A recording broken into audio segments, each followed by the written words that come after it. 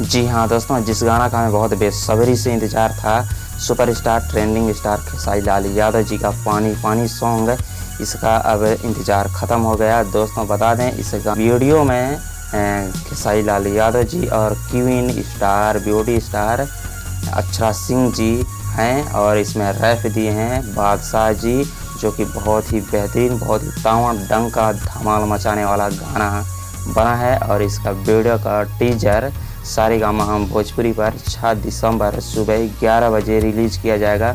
तो तावड़ मचा के रख देना है दोस्तों इसका टीजर को ही, और उसी दिन पता चलेगा इसका गाना फुल वीडियो सॉन्ग कब रिलीज़ किया जाएगा।